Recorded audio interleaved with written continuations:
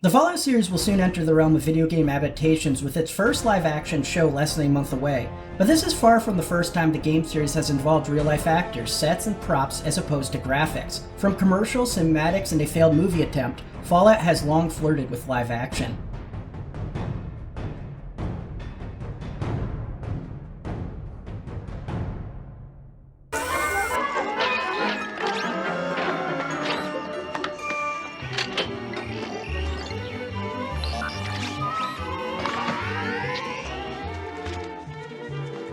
Our American way of life.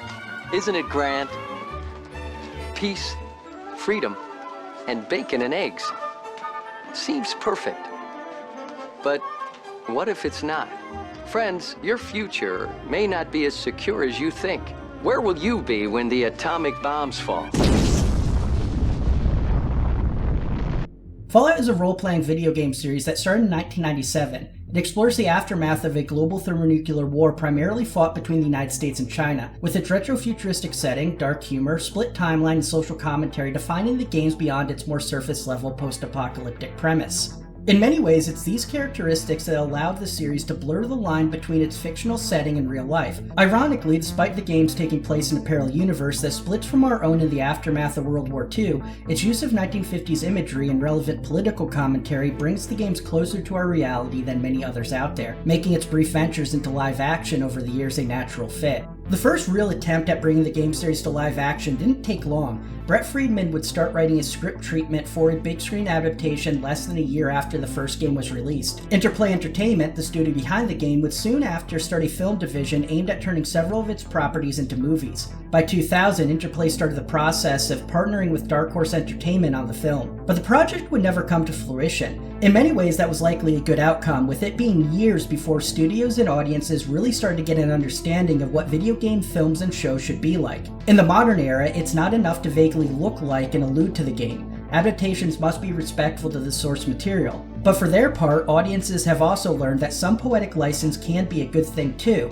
It can even be a beautiful way to complement the games they love. The full film treatment did eventually get leaked though in March 2011. The Fallout television series has these lessons at its back, and if done right, they could prove to be important tailwinds to its success. The promotional material and leaks already out there give a positive indication the showrunners at least care about getting the visuals and details correct. It's also optimistic the show will take place in the same canon as the games rather than being a strict adaptation. All that is left is finally seeing the show to know whether it stuck the landing in terms of story and lore. But the original plans for a movie many years earlier would have taken a similar approach as so many other adaptations of its era, insofar as it would have been more so inspired by the game series rather than adhering to the source material. The leaked treatment revealed several big departures from what the games are like, especially how the underground vaults function. Also of note, while debatable of whether this would count as live action, the first game in the series was able to bypass the technical limitations of facial animations at the time by utilizing clay figures and stop motion. These sequences were then scaled down visually to appear as though they were video game graphics. Bethesda Game Studios acquiring the series from its original creators in 2007 would see this dabbling in live action reach a new level. The company promoted its first game in the series, Fallout 3, with several live action commercials meant to appear as in-universe advertisements that included leaning into the retro-futuristic 1950s aesthetic. This also worked to reinforce the irony and cynicism baked into the game series, with the happy Leave It to Beaver vibe clashing hard against the looming threat of total nuclear annihilation. But then again, this is not too dissimilar from the early Cold War in real life.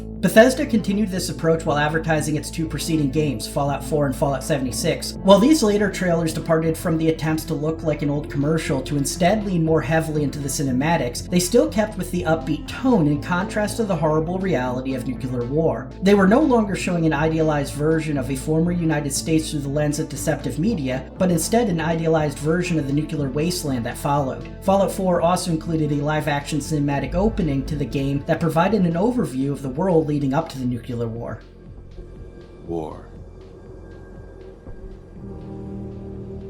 War never changes.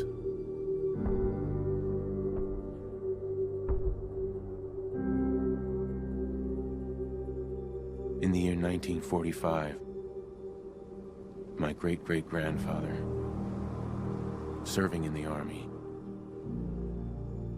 wondered when he'd get to go home to his wife and the son he'd never seen. He got his wish when the US ended World War II by dropping atomic bombs on Hiroshima and Nagasaki. The world awaited Armageddon. Instead, something miraculous happened. We began to use atomic energy not as a weapon, but as a nearly limitless source of power. People enjoyed luxuries once thought the realm of science fiction. Domestic robots, fusion-powered cars, portable computers. But then, in the 21st century, people awoke from the American dream. Years of consumption led to shortages of every major resource.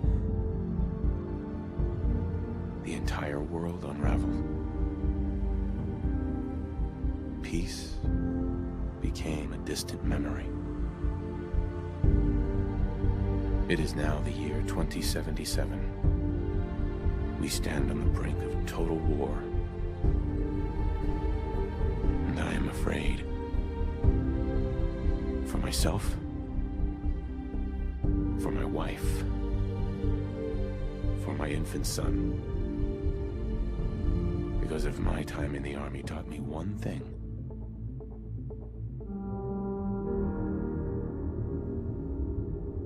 it's that war never changes.